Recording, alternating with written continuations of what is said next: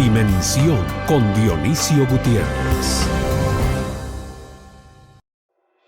La dictadura sandinista de Daniel Ortega y Rosario Murillo enfrenta una de sus crisis políticas más importantes. Miles de nicaragüenses, en su mayoría jóvenes y estudiantes, han tomado las calles para manifestar su descontento con el gobierno. Lo que en un inicio fue una protesta en contra de un aumento a las contribuciones del Seguro Social a empleados y patronos, se convirtió rápidamente en una protesta en contra del régimen de Ortega y sus abusos sobre la democracia nicaragüense. Hasta el momento, se calcula un saldo de 85 muertos y casi 1,000 lesionados por la violencia y la acción represiva del gobierno en contra de los manifestantes. Esto ha desatado la crítica internacional en contra del régimen y ha provocado que la situación se complique. El futuro cercano de Nicaragua es incierto. Ortega se niega a cesar la represión en contra de las manifestaciones, que han crecido en tamaño e intensidad, debido a la indignación provocada por la violencia de las Fuerzas Armadas. Esta semana en Dimensión, hablaremos con un grupo de analistas sobre la delicada situación de Nicaragua y algunas posibles salidas que se puedan prever ante la crisis.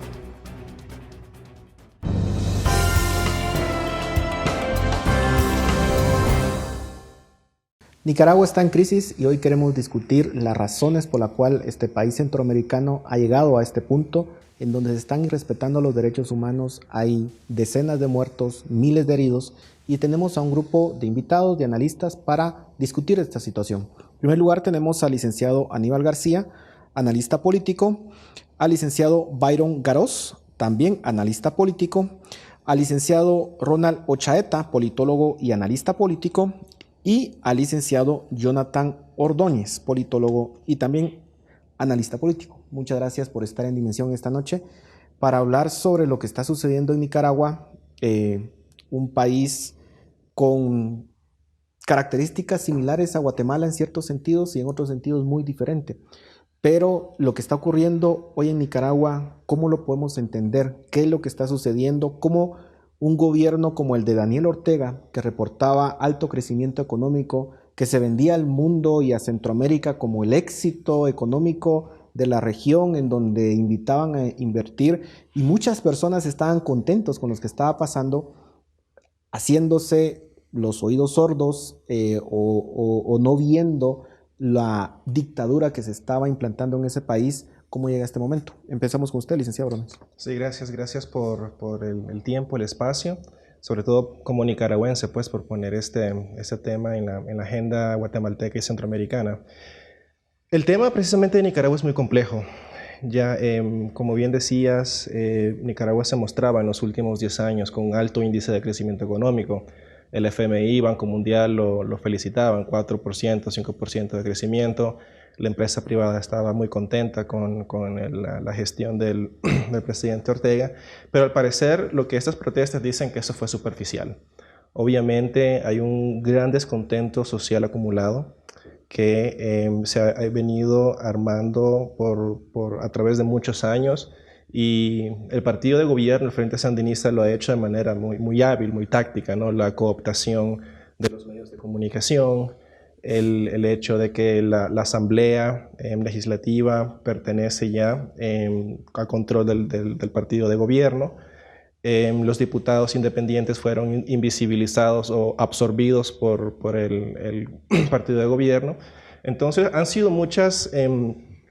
El quehacer político de Nicaragua, del partido oficialista en los últimos años, ha venido a construir esta especie de desarrollo, y repito, muy superficial. Si bien es cierto, las estadísticas están ahí y los programas de desarrollo social con cooperación venezolana, que no ha sido transparente, que se manejó en un presupuesto paralelo al presupuesto oficial, que ha creado un sistema de corrupción bastante enraizados, ha quedado descubierto con esas protestas. Entonces esto no es más que la manifestación cuasi natural, diría, de años de malas gestiones. ¿Coincide usted, licenciado García?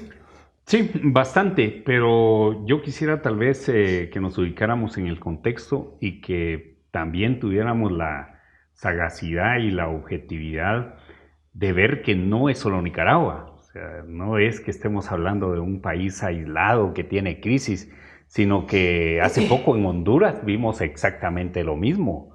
O sea, y en Guatemala pues tampoco nos quedamos cortos ni podemos presumir de que estamos viviendo en una democracia o un Estado de Derecho. Yo invitaría a reflexionar sobre el tema nicaragüense en tres sentidos. El primero es que o las sociedades entienden que la lucha es entre el absolutismo y la posibilidad de construir repúblicas, o no vamos para ningún lado. Y ya vemos que esas tendencias al absolutismo, esas tendencias al abuso, no tienen color ideológico. O sea, se puede presentar en cualquier escenario, izquierda o derecha, y en tanto no tengamos la capacidad de fortalecer la república como tal, esto es imposible detenerlo. El segundo tema que nosotros, que por lo menos su servidor analiza, es de que cada vez es más evidente que cuando la institucionalidad de los países es cooptada, como el caso de Guatemala, como el caso de Honduras, como el caso de Nicaragua y cualquier otro, entonces no podemos hablar de Estado de Derecho, es decir, no podemos nosotros hablar de una república, no podemos hablar de que la democracia sirva para algo. Y el tercer punto en el que yo creo que hay que reflexionar es que también en este momento es cuando más tenemos que nosotros entender que incluso cuando fue el péndulo de la época neoliberal de los 90, cuando se dio ese auge del neoliberalismo, no se resolvieron los problemas de fondo de los países, pero igual también lamentablemente ha sucedido con el auge de una corriente progresista, por decirlo así. Pregunto, ¿estaría pasando en Nicaragua lo que está pasando si los satisfactores económicos y sociales, si los salarios, porque hay que reconocer ese crecimiento económico bondadoso reconocido por los organismos internacionales, pero también los salarios fueron aceptados, y eso lo sabemos, los salarios mínimos, más mínimos, valga el término, están en Nicaragua? Entonces, el costo de esa inversión realmente tenemos que analizarla en función de que la gente tiene necesidades. Nicaragua puede presumir que es la que tiene una tasa de criminalidad de las más bajas en la región. Sin embargo, el problema es que la gente por algo está insatisfecha y por algo vemos que el pueblo pues se ha volcado. ¿Pero es una crisis estructural o es creada por factores externos como un actor internacional o no, licenciado? Gracias. Bueno, primero decir que es lamentable lo que está pasando en Nicaragua. Es un país hermano al cual obviamente queremos mucho y esperamos que toda esta todo esto se solucione pronto, ¿no? Quisiera decir antes que sí, es innegable que los logros de la revolución sandinista están ahí y se han tenido impacto, ¿no? Pasar de un país casi feudal, digamos, luego hacer una reforma agraria, el proceso de alfabetización que tuvieron, el abrir oportunidades a los jóvenes para ir a la universidad, que antes con el régimen somocista no era posible. Me parece que sí ha beneficiado de alguna manera a la sociedad nicaragüense. Sin embargo, evidentemente hay un desencanto. Yo creo que el mismo afán de Daniel Ortega de no abrir la participación política a nuevos liderazgos, de entronizarse en el poder, y me parece que en buena medida también el hecho de haber puesto a su esposa como vicepresidenta, eso ya empezó a marcar ahí un declive, me parece, en términos de esa aceptación y ese respaldo, ¿no? Por supuesto hay factores internos y factores externos, hay que ver que la geopolítica juega acá también, ¿no? ¿Qué intereses están ahí en Nicaragua? ¿Quiénes podrían estar interesados en eso? Pues obviamente los Estados Unidos de América, ¿no? Recordemos que Nicaragua se ha abierto también a diversos capitales, el capital chino, y aquí estamos disputando mercados, están disputando poder esas potencias, ¿no? Entonces yo no estoy diciendo que la protesta no sea legítima, ¿verdad? El pueblo nicaragüense, por supuesto que hay desencanto también con esta forma de llevar el poder. Sin embargo, hay factores extrarregionales que están pesando ahí, y obviamente el papel de los Estados Unidos de América tiene mucho que ver en esta crisis. ¿Juega ese papel Estados Unidos? Claro, por supuesto. O sea, nosotros somos una región en América Latina que le causamos problemas y dolores de cabeza a Estados Unidos. No solo es el caso de Nicaragua, sino que es el caso del Triángulo Norte, ¿verdad? Entonces, a raíz de los intereses geopolíticos que se pueden manifestar, también hay que reconocer de que no solo eso es lo que se pone en la cancha, sino que también el malestar ciudadano va acompañado de otros problemas sociales como, por ejemplo, la baja calidad de vida, la delincuencia, la inseguridad, ¿verdad? O sea, en el caso de Nicaragua tal vez es un contexto totalmente distinto. Sin embargo, no quiere decir que, por ejemplo, sea un país que sea, por ejemplo, transparente, por ejemplo, al tener, ¿verdad? Y recibir, por ejemplo, personas que son acusadas de corrupción en la región, por ejemplo, ¿verdad? Entonces, más allá del tema sobre los intereses geopolíticos de Estados Unidos, también hay un tema neural, ¿verdad? Que es el tema de la baja calidad de la participación política. No solo en Nicaragua, sino que también en la región centroamericana. Porque lo que vemos es la construcción de regímenes híbridos, es decir, democracias a medias y repúblicas a medias, donde tienes un sistema de partidos políticos en crisis, ¿verdad? Donde no se permite la competencia política real, donde lo que tenemos son máquinas electorales que ofrecen programas políticos de carácter populista y lo que construyen al final son castillos en el aire, ¿verdad? Entonces la gente, la ciudadanía demanda justamente cambios, reformas estructurales, pero lo que vemos en el caso de Nicaragua es justamente un proceso de cooptación similar al guatemalteco con sus propias características y que ahorita el modelo está en crisis. ¿Se podría hablar de que Nicaragua, o mejor dicho, que Daniel Ortega tiene todavía ciertos aliados que lo puedan sostener en el poder? ¿O llegó el momento en que él tendría que renunciar y esa sería la salida de la crisis? Se les dejo la pregunta. Se nos terminó el tiempo en este segmento. Continuamos con Dimensión.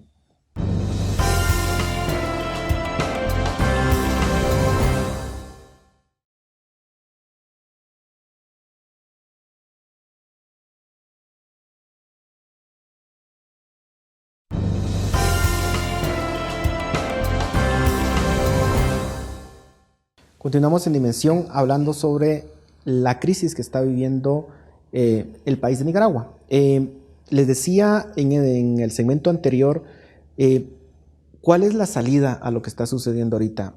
Daniel Ortega tiene casi una década en el poder y pareciera que quisiera estar muchísimo más tiempo ahí. Tiene que renunciar. ¿Cuál es la salida a la crisis? ¿Quién se anima? Bueno, si quiere yo le doy mi opinión. Mire, yo creo que el drama para Nicaragua en este momento es de que estamos viendo que una buena cantidad de gente sandinista auténtica está también en contra del régimen. O sea, ese es diría yo, la principal característica que en este momento le resta toda legitimidad al gobierno de Ortega. Porque si fuese un movimiento quizás de opositores o de gente que estuviera vinculada con ciertos sectores y digámoslo, en este caso, por ejemplo, que fuera el sector empresarial el que estuviera moviendo los hilos de todo esto, uno diría, bueno, pues ahí hay intereses marcados y evidentemente son las contradicciones que se dan en todos los países. Pero el drama acá es de que reconocidas figuras sandinistas que son proclives a los cambios profundos en el país, que tienen una identidad fuerte con los cambios estructurales de las sociedades, están en contra. Entonces, a mí me parece que ese es el golpe realmente para el régimen de Ortega. Creo que, pues, con todo el respeto del pueblo nicaragüense, uno pensaría que gente como Daniel Ortega, que tiene una trayectoria, porque no podemos negar su trayectoria, lo que él ha influenciado, incluso en movimientos revolucionarios latinoamericanos, va a verse un momento en donde él va a tener que reflexionar acerca de cuál va a ser al final de cuentas su legado. Y aquí es donde cuando uno mira esas megamarchas como la de ayer, por ejemplo, que ojalá las tuviéramos en Guatemala, uno dice, sí hay descontento. De manera que pues nadie tiene una una bola de cristal, pero sí se nota de que hay un descontento popular.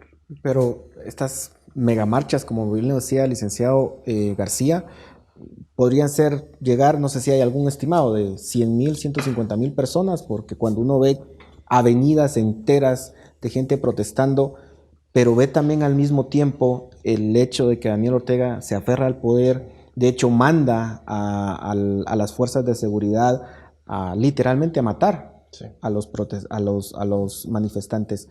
¿Qué escenario se plantea ante eso? Sí, es complicado. Efectivamente creo que hay una especie de medición de fuerza que el Frente Sandinista como partido está haciendo. Es interesante hacer notar, ¿no?, que el Frente Sandinista ha sido considerado en Centroamérica el partido que ha sobrevivido y que tiene mejor estructura organizativa, mejor poder de convocatoria, etcétera, ¿no? Probablemente en los últimos más de 20, 30 años. Es interesante porque, hablando de cifras, es difícil decir un estimado. Es decir, si uno ayer estaba viendo en redes sociales, un colega que estaba haciendo mediciones de las personas en términos de kilómetros, cuántas personas pueden caber, y solo en Managua estaban haciendo un estimado de 300,000 personas, o sea, casi la mitad de la población de Managua estaba en las calles, sin tomar en cuenta los diversos departamentos de Nicaragua. El nivel de impopularidad del Frente Sandinista creo que es histórico. Hace un par de semanas se levantó, Zip Gallup levantó una encuesta en donde solo tenía el 30% de aprobación. Aquí quiero hacer una acotación interesante, y lo decía el licenciado en su intervención anterior. Hay muchas personas que están en descontento, obviamente sandinistas, con lo que está pasando, pero no es con los ideales del partido, ojo, es con la cúpula que ha cooptado, que ha secuestrado los ideales del sandinismo. Si uno pregunta a las personas que están marchando, ellos van a decir muy abiertamente, me identifico con el Frente Sandinista como partido, pero no obviamente con lo que están haciendo, la represión, la corrupción, etc. Entonces, y aquí viene lo complicado, porque muchos creen, y soy de las personas que se identifica con ese pensar, que a lo interno del partido hay una fractura importante. Ya tenemos los viejos cuadros que están considerando, y eso se nota por algunas declaraciones que han hecho, ¿no? Que están considerando si valdría la pena o no sacrificar la dictadura para salvar al partido. Es decir, porque si bien es cierto, Ortega tiene un régimen férreo, una línea dura, hay disidentes importantes dentro del partido que creo que están empezando a hacer un poco de ruido. Ya, y creo que llegamos a un hito muy, muy importante, ¿qué es lo que va a pasar? Y es la pregunta del $1.000.000. Hace un par de días el empresario más importante, Carlos Pelas, de Nicaragua, dijo que para salir de la crisis hay que llamar a elecciones anticipadas. Yo creo que eso es un avance. No dijo abiertamente Daniel Ortega es un asesino, sino que dijo que hay que respetar los canales de la democracia y llamar a elecciones. En respuesta, ayer en la marcha, Daniel Ortega convocó una marcha y dijo que Nicaragua no es un... dio a entender que no le pertenece al capital privado, es de todos, y por lo tanto no se va a ir. O sea, ese sentido, una respuesta, obviamente. O tal vez estaba diciendo que era de él, ¿no? Sí, de eso se trata. Son esos silogismos, sí, precisamente, son esos silogismos peligrosos, porque la campaña, precisamente, en el 2006 dice que el pueblo es presidente. Y si el poder reside en el pueblo, y yo soy presidente, por lo tanto yo tengo el poder. No, es muy perverso cómo se ha estado manejando, y obviamente lo ve así. Ahora, podemos imaginar en Nicaragua un escenario como el de Venezuela, en donde vemos marchas multitudinarias y de hecho consecutivas, y uno pensaba, va a caer el régimen, y no ha caído, y llevan ahí Maduro muchos meses, digamos, en crisis, en una profunda crisis, pero manteniendo el poder y atropellando todos los derechos de los venezolanos. ¿Podríamos pensar en un escenario como ese? Podría ser un escenario, pero también podría ser algo opuesto. O sea, una salida democrática podría ser otra solución. En el caso de pensar que Nicaragua se convierta en una nueva Venezuela, puede ser un escenario posible, pero no sé, yo todavía creo o quiero creer, ¿verdad?, de que pueda haber una salida institucional, una salida democrática. Pero también el cuestionamiento que se le hace mucho a la cúpula que dirige ahorita el frente es justamente que ellos hicieron movidas estratégicas desde el año 2008 a la fecha, ¿verdad? Prácticamente, en lo cual empezaron a, por ejemplo, a cooptar espacios en el legislativo, en el consejo electoral, en el poder judicial, ¿verdad? Entonces lo que tenemos tiene todas las instituciones tomadas. Por decirlo así. Entonces, si nosotros queremos apostarle a una salida democrática, también tenemos que pensar qué hacer con esas instituciones previo incluso a convocar, por ejemplo, elecciones, ¿verdad? Las elecciones podrían fácilmente no tener legitimidad. Claro, porque, por ejemplo, podemos tener a los mismos cúpula de magistrados, ¿verdad?, que ocupa los cargos ahorita en el Consejo Electoral. Entonces, ¿qué garantías democráticas vamos a tener para tener una competencia electoral transparente, por decirlo así, ¿verdad?, o que sea competitiva? Entonces, puede ser una salida a convocar a elecciones, pero también hay que pensar, ¿verdad?, cómo las instituciones van a atacar o van a hacerle frente, ¿verdad?, a la respuesta institucional, ¿verdad? Pues entonces, Ahí también el espacio del diálogo nacional que se convocó a través de la Iglesia Católica y a través de otros actores, debería justamente empezar a discutir estos temas, ¿verdad? ¿Qué salida se le puede dar, verdad? Pero ¿puede hablarse de diálogo cuando una persona como la es Daniel Ortega es responsable directo de la muerte de más de 90 estudiantes? Es él el responsable, no hay otro. O sea, no disparó directamente, pero sí mandó a las Fuerzas Armadas a hacerlo y ha herido a miles de manifestantes. Entonces, ¿puede tener una salida decorosa alguien que ha hecho eso? Y por otra parte, le planteo también a usted la pregunta, licenciado, ¿tiene sentido hablar de elecciones cuando las instituciones completas están cooptadas? Sí, yo creo que esa sería una pregunta que habría que hacerse también en Nicaragua antes de que los sandinistas llegaran al poder, ¿no? Ahí estaban cooptadas también las instituciones. Luego, a partir precisamente de la caída de Alemania, es donde se empieza a abrir, el Frente Sandinista empieza a tener acceso a esos puestos y, no sé, 5 o 8 años después ya tenía el poder total, ¿no? Digo, casi total de esta institucionalidad. A mí me parece que todas las opciones ahí están abiertas. No sé si va a renunciar en este momento Daniel Ortega. Creo que tiene no algunos, sino bastante respaldo todavía social. El Frente Sandinista es un partido fuerte que no se ha movilizado tal como se esperaba. Yo diría que están un poco a la expectativa. Sin embargo, también es cierto que muchos sandinistas están participando también en estas marchas, están mostrando su descontento. Entonces las opciones están abiertas. Están hablando de adelantar elecciones, pero obviamente no con este panorama, sino también democratizar esa institucionalidad. Entonces creo que no pasa necesariamente por la renuncia de Ortega, ¿no? Hay bastantes cuestiones ahí que debatir todavía y solo quería referirme a algo sobre lo de Venezuela, ya que se mencionó también y estamos hablando de ese ámbito internacional. En Venezuela acaba de haber elecciones donde la oposición llamó a la abstención, no participaron, sin embargo hubo candidatos de derecha que sacaron pocos votos y luego cuestionan las elecciones, ¿no? Si no participo, entonces después cuestiono. Pero bueno, volviendo a Nicaragua... Pero el hecho de que no participara, que hubiera un abstencionismo histórico, es un síntoma de que claramente están en descontento con el régimen y que también habría que pensar si en un país en donde han tomado prácticamente todas las instituciones, tiene sentido de hablar elecciones, licenciado. Tiene sentido porque estaban abiertas, las urnas estaban, la convocatoria estaba, ellos pudieron haber presentado sus candidatos y participar. Pero bueno, volviendo a lo de Nicaragua, ¿no? Creo que las opciones ahí están abiertas. Creo que el problema de Ortega es que a lo largo de los años para mantenerse en el poder ha hecho muchas componendas y malabares, ¿verdad? Para quedar bien de alguna manera con todos, con la iglesia, con el sector privado, pero de fondo había cuestionamientos ahí y estas se le están revirtiendo ahora, ¿no? Se nos terminó el tiempo en este segmento. Continuamos con la inmersión.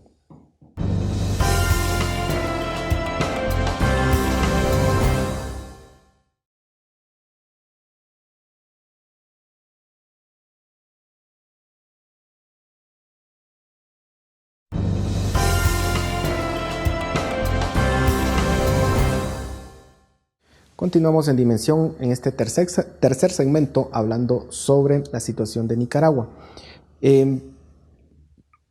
Los países en América Latina han pasado por procesos dictatoriales, procesos de descomposición, tal y como lo mencionaba el licenciado García, tanto de izquierda como de derecha. Y hemos tenido dictaduras de derecha en los años 80 y en los 2000 hemos tenido dictaduras de izquierda. ¿Realmente hay una posibilidad en la región de poder construir auténticas repúblicas democráticas? Y en el caso de Nicaragua, como es el caso de otros países de la región, ¿cómo comenzar a reconstruir una institucionalidad que, tal como lo mencionaba el licenciado Chaeta, pues fue cooptada completamente? ¿Por dónde se empieza? Pues mire, es que por ahí decía alguien algo que a mí me impactó, pero es la verdad. El ADN de los latinoamericanos tiende al caudillismo, ¿no? De lo que sea. Y entonces nosotros no tenemos una historia de institucionalidad. Obviamente en Sudamérica hay más institucionalidad, pero por lo menos en Centroamérica esto no tiene nada que ver con... Salvo Costa Rica, Costa Rica, más de 70 años de democracia. Pero ese es el punto central, quizás. Es decir, el problema es de que yo otra vez vuelvo a hacer el análisis no en función de Nicaragua, porque es lamentable lo que está pasando en Nicaragua, es condenable lo que está pasando, pero los guatemaltecos no tenemos también como que mucha solvencia para decir, miren, qué lamentable lo que está pasando en Nicaragua. Sí lo podemos decir. Y por eso hablaba de toda la región, incluido Guatemala. Pero aquí tenemos que estar claros y la lección es para todos, para los que estamos en esta región y seguramente para otras sociedades. La democracia es un logro de la humanidad, es un logro de los seres humanos y es un método, diría yo, idóneo para que podamos dirimir las diferencias y que podamos construir el futuro y el rumbo de las sociedades. Sin embargo, si la democracia no se llena de contenido, de nada va a servir. Creo que el problema aquí es realmente para qué queremos la democracia, qué es lo que queremos entender por democracia, porque al final de cuentas esas tentaciones caudillistas, esas tentaciones absolutistas las vemos por todos lados. Entonces, el gran secreto, y yo creo que la lección para todos los centroamericanos, es que tenemos que fortalecer las instituciones, tenemos que tener claro que los partidos políticos y las reglas del juego político no pueden seguir favoreciendo a unos y condenando a otros. Tiene que ser una mesa equilibrada en donde podamos nosotros competir en igualdad de condiciones, pero aparte de eso, crear todo el andamiaje necesario para que la gente de verdad vea en la democracia, en la república, en el Estado de Derecho, la posibilidad de poder salir adelante. Me parece que el dilema está planteado para todos. El dilema está planteado por dónde vamos, qué es lo que queremos y hacia dónde queremos llevar el rumbo de nuestras sociedades. Yo creo que en la región lo que hay que hacer es dotar realmente de contenido a esa democracia, a esos procesos democráticos, a la participación democrática. Porque lo que hemos visto se circunscribe a ir a votar en Guatemala cada 4 años, en otros lugares cada 5 años, cada 6 años. Pero ¿qué beneficios tiene la gente, el pueblo realmente de esos procesos? Y ahí está la cosa, nuestros países son suficientemente ricos, hay mucha riqueza en estos países que es bien distribuida, bien manejada, que beneficia a la población. Entonces ya se le dota de contenido a la democracia, también toda esta institucionalidad, y no ver al Estado como botín, que yo creo que a excepción de Costa Rica, donde también han destapado recientemente algunos casos fuertes de corrupción, pero es un país mucho más estable, pero vemos lo que está pasando en Honduras, ¿no? Acá en Guatemala también, ya vienen las elecciones, cada 4 años vamos a votar por el menos peor, los indicadores de pobreza han empeorado, la de nutrición prácticamente no baja. Entonces esas democracias realmente son meramente formales, debemos darles contenido que la gente encuentre satisfactores y lo mismo aplica para Nicaragua también. Pero darle contenido también significa que tengan los políticos, tengan los incentivos correctos. Porque lo que ha pasado es que independientemente que sean gobiernos de izquierda o derecha, a lo que llegan es a saquear el Estado. ¿Y qué es lo que pasa? Que el sistema de justicia no funciona. El reto realmente es cómo construimos auténticas repúblicas democráticas en el sentido de que funcione un organismo judicial independiente y que imparta justicia y que aquel que quiebra la ley pues pague, incluyendo políticos y quien sea. Así es. Ese es el reto que creo que tenemos como país y como región. Sí, yo creo que también hay que traer a colación una de las últimas críticas que hizo Idea Internacional para la región y justamente hablamos de la democracia. Idea Internacional pone en la mesa que prácticamente el problema de origen que hay para América Latina en general, en países con mayor institucionalidad versus países con menos institucionalidad, es justamente el sistema de cómo financiamos la política, ¿verdad? El origen de la corrupción va en ese sentido, que es decir, tenemos partidos políticos que independientemente del contexto institucional en el cual se están desarrollando, son partidos políticos que no rinden cuentas, que son corruptos, que son opacos. Veamos países con mayor institucionalidad, por ejemplo, como Brasil o por ejemplo como Chile, ¿verdad? Donde por ejemplo escándalos de corrupción han hecho que por ejemplo se vea expuesta la clase política a reformar, ¿verdad? Internamente su régimen electoral, su régimen democrático, ¿verdad? Y sobre todo el régimen de cómo vamos a competir electoralmente y hacer más democráticos los partidos políticos, ¿verdad? Y en otra parte vemos contextos como Centroamérica, donde por ejemplo, si a excepción de Costa Rica, vemos la fragilidad e institucionalidad que tiene el sistema de partidos políticos y sobre todo, ¿verdad? En el caso de Guatemala podemos observar que tiene una conexión directa al financiamiento político, porque empresarios, políticos, ¿verdad? Medios de comunicación han estado involucrados, ¿verdad? En casos de corrupción. Entonces lo que vemos en el fondo es que al mismo tiempo, si no resolvemos ese problema de diseño institucional del sistema de partidos políticos, de cómo mejoramos la independencia incluso del Poder Judicial o el Tribunal Supremo Electoral para regular cómo los partidos políticos y la clase política deben dirigir el país, tampoco vamos a poder tener partidos políticos que hagan propuestas de política pública seria, independientemente que sean partidos de izquierda o de derecha. Simple y sencillamente la orientación que da justamente tener baja fragilidad institucional es que tanto partidos de izquierda como de derecha presentan propuestas y programas políticos de carácter populista. Es decir, no estamos apostando al desarrollo, ¿verdad?, de programas políticos que le apuesten al crecimiento económico, al desarrollo social, a la inclusión social. No estamos hablando de eso. Simplemente de satisfactores de corto plazo. Correcto. Licenciado. Sí, hay una, evidentemente, yo creo que aquí el panel está de acuerdo, hay un divorcio entre lo que el arquetipo de democracia y cómo ésta resuelve los problemas sociopolíticos. Decía David Easton, ¿no?, que, por ejemplo, la política no es más que la administración de los recursos escasos a la sociedad. Y sociedad que al ser tan diversa, tienen varias necesidades. A mí lo que me preocupa es leer en el Latinobarómetro, por ejemplo, ¿no?, en los últimos 10 años, que las personas están dispuestas a ceder sus libertades, a ceder los principios democráticos para tener resolución a sus problemas de seguridad, a sus problemas de alimentación, a sus problemas de... Entonces hay un trueque perverso, porque la democracia es eso, es la resolución de conflictos. La democracia no es un fin en sí mismo, es un medio para resolución de conflictos, para dotar a la ciudadanía a través de políticas públicas de resolución de sus problemas, etcétera, ¿no? Entonces el arquetipo, el concepto se está disolviendo. Creo que el latinoamericano en los últimos 30, 40 años estuvo un poco confundido en eso, pero yo creo que esta nueva generación me da la impresión que está siendo menos tolerante a eso. Ya lo que pasó en el 2015, por ejemplo, aquí en Guatemala, lo que está pasando aquí en Nicaragua, hay descontento social porque ya estamos, creo que, formando sociedades más globalizadas, menos tolerantes, me gustaría pensar, ¿no?, en términos de corrupción, etcétera.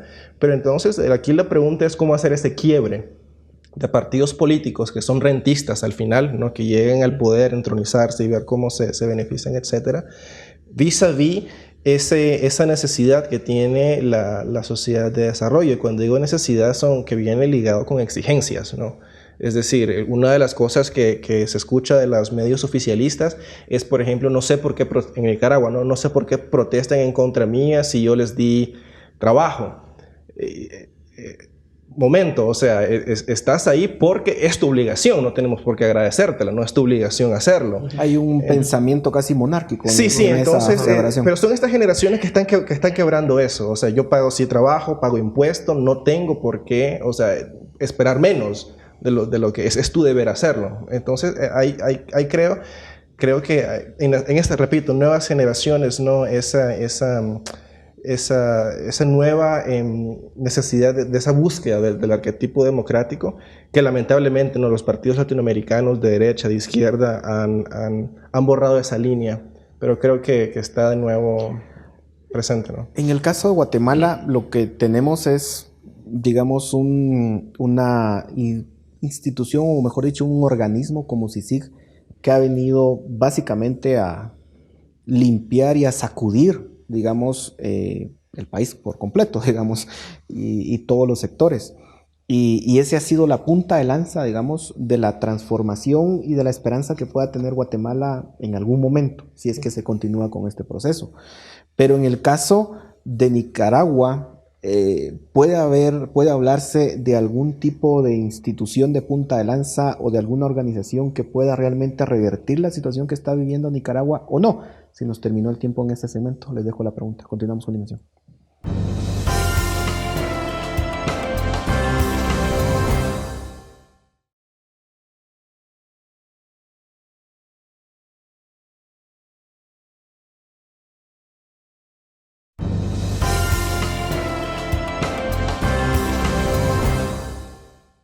Llegamos al último segmento del programa esta noche, hablando sobre la crisis en Nicaragua y la situación de la democracia en general en América Latina.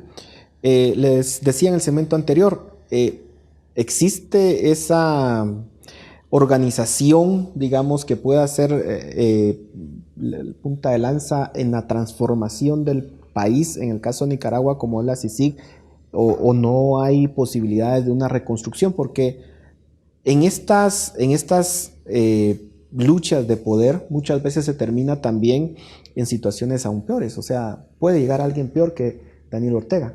En Venezuela decían, bueno, cuando se vaya Hugo Chávez esto va a estar bien, y miren, llegó Maduro y la gente extraña a Hugo Chávez. Entonces, ¿podría darse también eso en Nicaragua o no? Licenciado, empezamos con usted.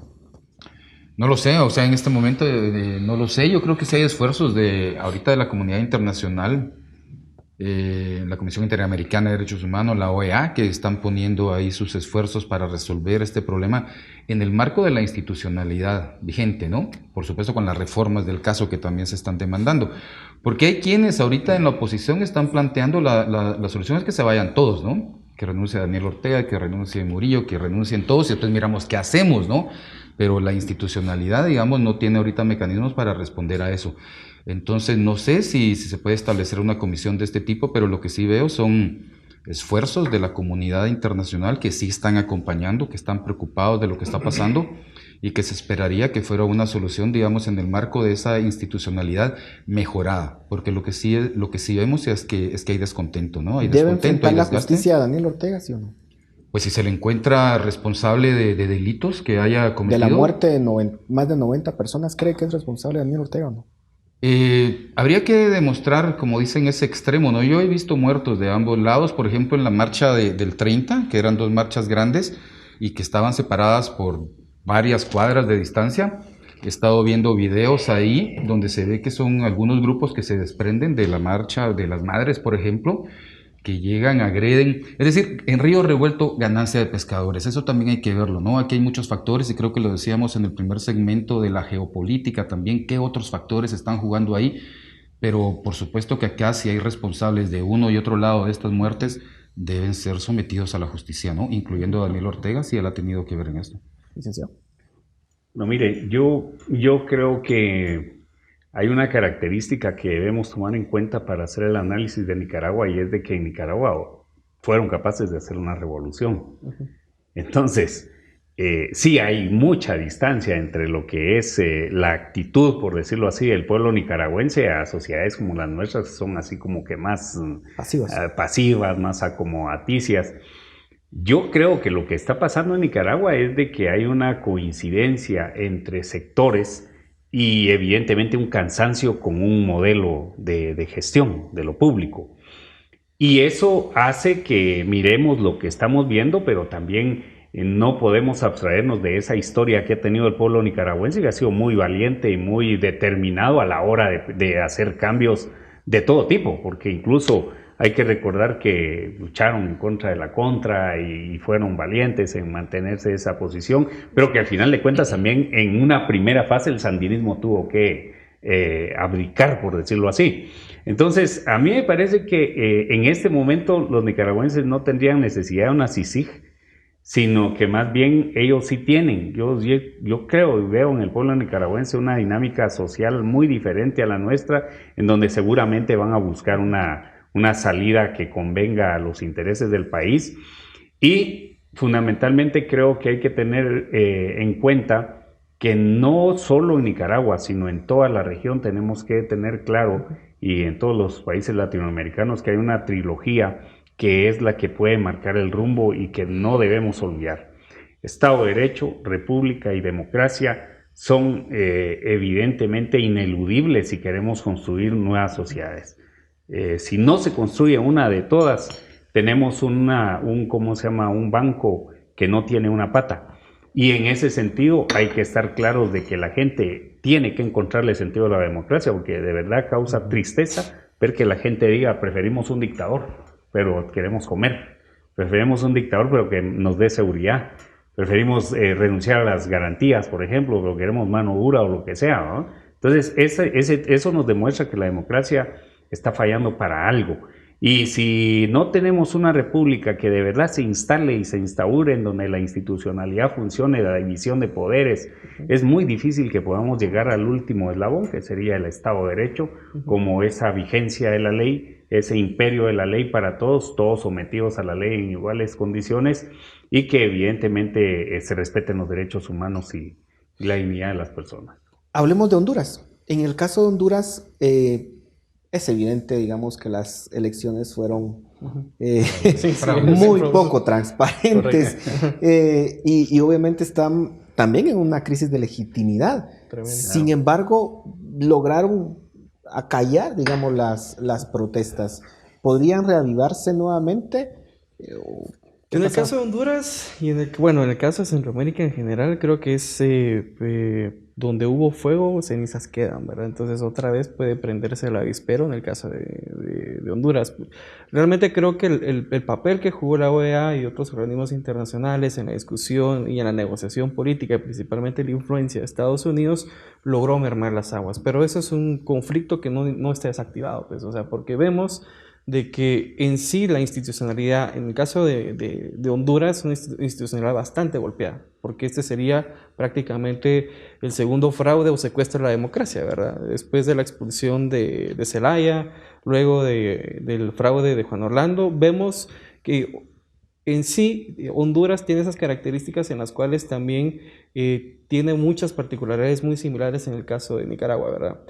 La constitución de estos partidos políticos han construido redes clientelares, ¿verdad? Entonces, si nosotros agarramos, por ejemplo, el famoso concepto de este sociólogo estadounidense, Michael Mann, estas redes de corrupción dentro de los partidos políticos han construido poder infraestructural, ¿verdad? Y ese poder infraestructural es el que ha secuestrado al Estado y a las instituciones, y que es la que administra los recursos, por alguna manera, que el Estado provee, ¿verdad? Entonces, en el momento de decir, bueno, generamos transiciones a la democracia, está latente ahí, ¿verdad? Otra vez que vuelva a recuperarse de parte de estos partidos políticos ese poder infraestructural que hacen en esa negociación democrática. Y lo tomo en cuenta porque si lo hacemos comparado, por ejemplo, con el caso de Venezuela, esa es la razón por la cual, por ejemplo, Maduro estuvo en el poder, ¿verdad? O sea, Chávez fue la figura que desapareció, pero el chavismo tenía un poder infraestructural enraizado en la sociedad y sobre todo en el Estado que le ha permitido a Maduro continuar con el régimen, ¿verdad? Entonces, lo que vemos ahí es una disputa entre la democracia, entre la construcción republicana, y comparto mucho con Aníbal, y sobre todo, ¿verdad?, que lo importante es hacerle ver a los ciudadanos lo importante que es hacer más transparente las instituciones, ¿verdad? Porque esos secuestros pueden venir de alguna manera en el corto y mediano plazo si no transformamos nuestros partidos políticos y también en la forma en cómo hacemos transparencia y rendición de cuentas de las instituciones. ¿Cuál percibe usted, licenciado, que es ahorita en este momento el sentir del pueblo nicaragüense? Cuando uno miraba el caso de Venezuela, por ejemplo, esas protestas masivas, que la gente tenía mucha euforia, pero cuando vieron que no se lograba nada, eventualmente uno lo que ve es un desánimo, Sí. una desesperanza, digamos. Podríamos hablar que en el caso de Nicaragua se siente eso después de 4 marchas masivas y de que no se logra nada, o más bien usted percibe que hay todavía pues un deseo de luchar. Hay deseo de lucha, definitivamente. Obviamente con sus limitantes, ¿no? Hay desgaste por parte de ambas partes. Ya es más de 40 días de protestas continuas, donde los jóvenes salen a la calle. El país está prácticamente paralizado, las escuelas no están funcionando, hay saqueos en supermercados, las universidades, etc. Aquí una cosa importante que yo creo que el gobierno de Ortega está quedando solo, en el sentido de que no tiene una base popular sólida, es decir, el 30% del sandinismo creo que todavía lo apoya. Hay bastantes sandinistas disidentes, ya la iglesia se separó del gobierno. A ver, ese estilo de gobierno que tenía el Frente Sandinista, razón por la cual estuvo en el poder por más de 10 años, fue el pacto de cúpulas, ¿no? La Iglesia Católica, que ya le dio la espalda, la cúpula empresarial, que ya le dio la espalda, tiene todavía medios de comunicación, pero cada vez más hay disidencia.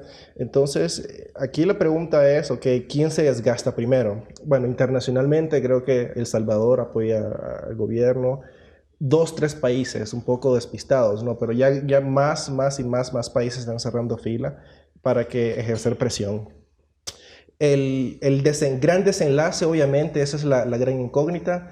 Aquí con respecto a esos grupos que han tenido liderazgo, es interesante y a la vez complicado, porque todo empezó por las manifestaciones estudiantiles, un movimiento autoconvocado. y lo decía el licenciado al principio, o sea, no hay un partido político, no son los empresarios que dicen vayan a la calle, son los muchachos que defendieron a los ancianos, pues con la reforma que empezó, pues, uno de los detonantes, ¿no?, de la seguridad social.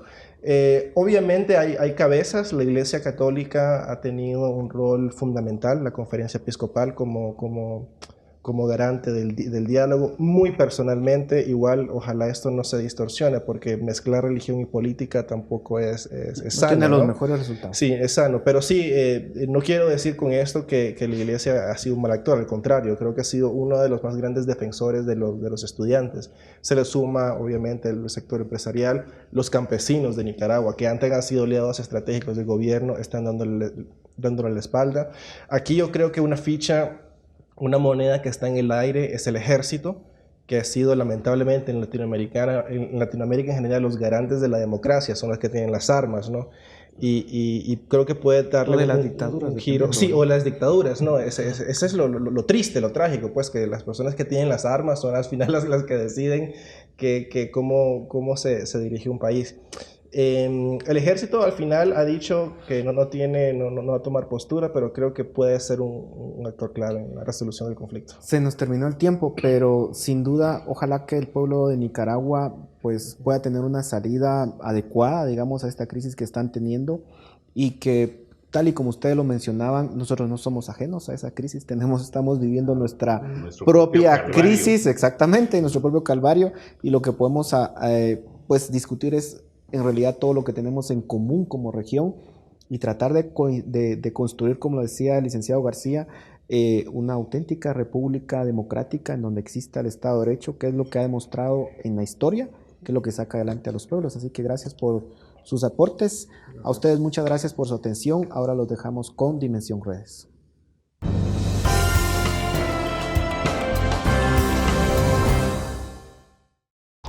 Preguntamos a nuestros amigos por redes sociales: ¿debe renunciar Daniel Ortega a la presidencia de Nicaragua? En Facebook, José Francisco Cifuentes Trigueros respondió: uno, como buen detector de problemas ajenos, lo diré así: Ortega debe renunciar, porque como un buen caudillo olvidó los ideales de un pueblo justo y próspero, no más pueblos explotados y oprimidos por los grupos de poder. Tuti Catalán agregó: por supuesto que debe renunciar. Los nicaragüenses no lo quieren en el poder. Lo que está pasando en este momento en el país es el resultado de que se cansaron de la desgracia y opresión que tiene el país. Ileana González también nos comparte su opinión. El pueblo nicaragüense no quiere que ese dictador siga en el poder.